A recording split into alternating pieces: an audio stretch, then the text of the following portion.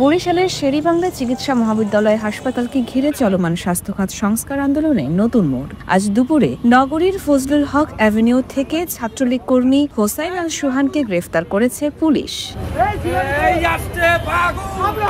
সম্প্রতি ধারালো অস্ত্র হাতে এবং ছাত্রলীগের মিছিলে নেতৃত্ব দেওয়ার কিছু ছবি ভাইরাল হয়েছিল সুহানের।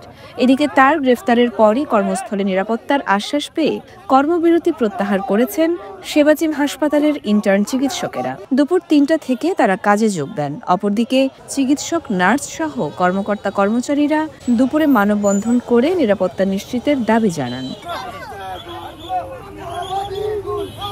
তবে আন্দোলনকারীরা অভিযোগ করেছেন, বিক্ষোভ চলাকালে তাদের একজনকে আটক করা হয়েছে। যদিও পুলিশ কমিশনার জানিয়েছেন এটি ডেভিল হান্ট অপারেশনের অংশ। সুহানের বিরুদ্ধে সন্ত্রাসী কর্মকাণ্ডের অভিযোগ রয়েছে। এর আগে হাসপাতালের এক কর্মচারীর দায়ের করা মামলায় ৮১ জনকে আসামি করা হয়। সেখানে চিকিৎসক ও স্টাফদের উপর হামলার অভিযোগ তোলা হয়েছে।